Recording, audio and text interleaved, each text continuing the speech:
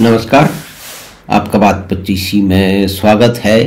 तो आज हम चलते हैं 26 फरवरी 2019 को, जिस दिन एक दुनिया ने एक नया भारत से परिचय हुआ। दुनिया का परिचय नए भारत से हुआ, जो कि आतंकवाद की किसी घटना को अब सहने के लिए तैयार नहीं था। बहुत लंबे समय तक पाकिस्तान को छूट दे दी गई और ये बता दिया गया कि क्योंकि पाकिस्तान के पास में परमाणु बम है, भारत विवश है, भारत कुछ कर नहीं सकता, क्योंकि पाकिस्तान तो कुछ भी कर देगा। तो परमाणु बम को रोकने के लिए, उससे डर के परमाणु युद्ध ना हो जाए, उसके लिए देश के सारे जितने भी जो सामरिक जो महत्व की जो पोजीशन थी, जो रक्षा की बातें थी, देश की प्रभुसत्ता की बातें थी और देश के नागरिकों के जीवन की बातें थी, उन सबको छोड़ दिया गया। पाकिस्तान को एक बहुत लंबी रोक दी गई कि तुम कुछ भी कर सकते हो, क्योंकि उन्होंने कह दिया कि हमारे पास तो एटम बम है, हम गिरा देंगे। तो उनको बहुत लंबे समय तक देश ने झेला। 40,000 से अधिक तो कश्मीर में मारे गए और भी जगह जगह बम विस्फोट, पार्लियामेंट पे हमला, बम्बई अटैक। बम्बई अटैक के बारे में भी कहते हैं कि वायुसेना ने और सेना ने कहा था कि हम इसका उत्तर देना चाहते हैं, लेकिन पॉलिटिकल लीडरशिप उस समय की थी, उनको ये पसंद नहीं था। भाई देखिए, शांतिवादी लोग हैं, भारत पे लोग आक्रमण करते रहे हैं, लोगों को मारते रहे, तो वो हिंसक लोग आके हम तो अहिंसा के पुजारी हैं, हम कुछ करेंगे नहीं। तो ये जो भारत की अहिंसा के पुजारी की जो छवि थी, वो 26 फरवरी 2019 को बदल दी गई। और फिर विश्व ने देखा, मुख्य रूप से पाकिस्तान ने देखा कि भारत अगर कोई गड़बड़ पाकिस्तान करेगा तो उसको मुंह तोड़ जवाब दिया जाएगा और उनके लिए जो कॉस्ट है, उनके लिए जो कीमत चुकानी पड़ेगी, वो बड़ी भारी होगी।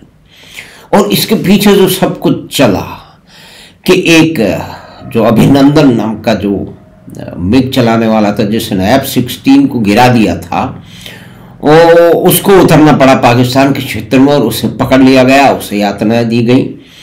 लेकिन उसे छुड़वाने के लिए भारत ने जो है बहुत कुछ हुआ और पाकिस्तान के नेता लोग, उन्होंने अपनी असेंबली में कहा, दोनों बातें कही कि ये हमने किया था।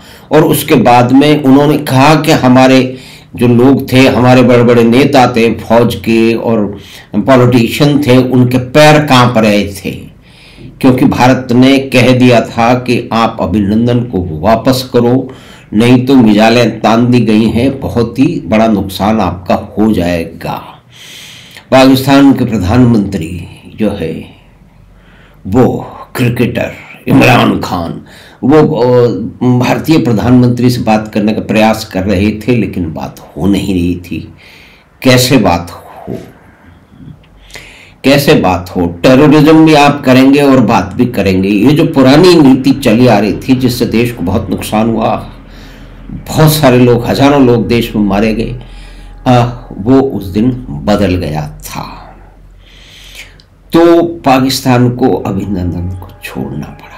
लेकिन इसके बाद में जो भारत में जो बड़े बड़े मीडिया के जो धुरंधर थे, उन्होंने जिस तरह से बकवास करनी चालू की, जो लेखक थे, जो कि इंटेलेक्चुअल थे, उन सब ने, जैसे शोभा डे, उनका तो पाकिस्तानी जो राजदूत हैं वो बात कर रहे हैं, और दूसरे भी बहुत सारे लोगों को बरखत होंगी जो कि प्रिय पत्रकार हैं हाफिज सईद की।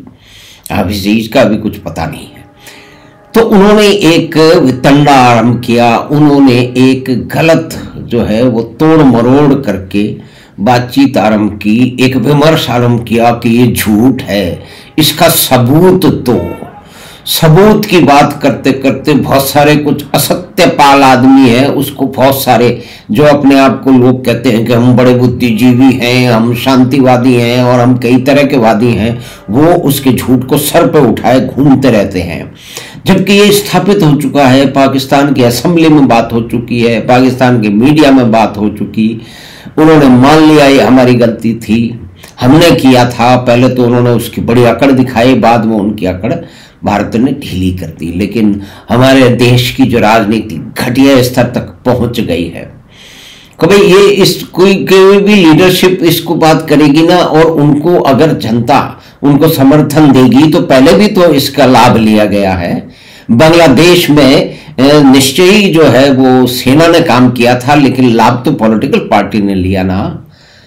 तो ये तो सब भूल गए हमारे देश के बड़े बड़े नेता, बड़े बड़े बुद्धिजीवी, बड़े बड़े धांसू पत्रकार, वो सब इस बात में लग गए कि भारत झूठ बोल रहा है, हमें सबूत दिखाओ। बहुत दिनों तक ये चलता रहा, जबकि उनको मालूम है। उन्होंने पाकिस्तान की प्रशंसा की। ये राजदीप सरदेसाई और ये सब लोग हैं, ये तो कह रहे थे कि आज जो है वो इमरान खान जो है ना इंटरनेशनल लीडर बन गए हैं। उन्होंने जो उसको छोड़ करके, अभिनंदन को छोड़ करके अपना नाम पता नहीं कहाँ लिखवा लिया है, बहुत शांति के दूत उनको बता दिया गया। इस सारे के सारे लोगों के मुंह पे बहुत बुरी तरह से, एक तो बेशर्मी से ये सब लोग बात कर रहे थे। लेकिन जो अब पाकिस्तान में जो राजदूत थे भारत के उस समय, उन्होंने जो अपनी पुस्तक लिखी है एंगर मैनेजमेंट, अजय बिसारिया, उन्होंने सारी बातें खुल के सामने रख दी है। लेकिन ये बेशर्म लोग कभी तो मानेंगे नहीं। वो लोग उन्हीं का दोबारा इंटरव्यू ले लेंगे। अब वो राजदूत साहब से है कि वो उनको कैसा जवाब देते हैं। लेकिन उन्होंने अपनी किताब लिखी है, और उस किताब के अंदर जो भी कुछ उस समय हो रहा था, उसमें सीधी सीधी बात स्थापित की कि 9 जगह मिसाइलें पाकिस्तान की तरफ तान दी गई थी। ये फैक्चुअल बात है, इसमें कोई गप नहीं है। और इसके कारण अगर अब ये घटना हुई कैसे थी, यहाँ पे कुछ झूठे लोग तो बोलते हैं कि भारत ने करवाई थी, जिस तरह से कुछ दुष्ट लोग ये भी बोलते रहे हैं। उन्होंने किताबें लिख दी हैं कि 26/11 जो है वो नागपुर की साजिश थी, भारत में हमने किया था, पाकिस्तान से कोई नहीं आया। जबकि ये पूरा का पूरा कितनी घटिया राजनीति हो रही है। लेकिन उन राजनीतिकों जो पिट्ठू है, जिनमें बहुत सारे लोग वो भी हैं जिनको चीन से पैसा मिलता रहा है, कुछ महाशय तो जेल में चले गए हैं, लेकिन उनको शर्म आएगी नहीं। तो 26 फरवरी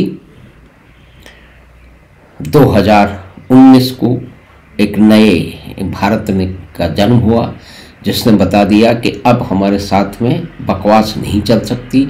अगर आप बदमाशी करोगे, शैतानी करोगे, तो आपको बड़ी कीमत चुकानी पड़ेगी। तो हमें आशा है कि ये बातचीत, जो कि पुलवामा में क्या हुआ था कि 2500 CRPF के 2500 जवान थे, उनका कारवां जा रहा था। तो 2500 जवानों को कोई पुरानी हिस्ट्री नहीं है कि उनको हवाई से वो जो है दे दिया जाए। उनके ट्रक कहाँ जाएंगे? मतलब कोई लॉजिक नहीं है इस तरह की बातें करने का। कोई कुछ लोग जो है वो हारे हुए नेता और बदतमीज नेता करेंगे मैं प्लेन, तो प्लेन कब तक देते रहेंगे आप? सेना को अपना साजो सामान भी साथ जाना है ना, सिर्फ सैनिक ही थोड़ी जाने हैं, उनका भी साजो सामान है, वो ट्रकों में जा रहे हैं। और पाकिस्तान इस तरह के हमले पहले भी करता रहा है। लेकिन कितना झूठ बोलते गए, ये बेशर्म लोग, ये कमाल की बात है। मेरे ख्याल में दुनिया में किसी भी देश में ऐसा नहीं होता। भाई प्रजातंत्र है, जिसको जनता पसंद कर रही है उसको वोट दे रही है। आप ठीक काम कीजिए, आप विपक्ष की सही तरह से भूमिका निभाइए। लेकिन वो एक अलग बातचीत है, उसमें आज हम नहीं जा रहे हैं। तो हमें आशा है कि ये पुलवामा का जो दर्दनाक हुआ था, जिसके अंदर 40 के करीब CRPF के जवानों की शहादत हुई थी, उसके 12 दिन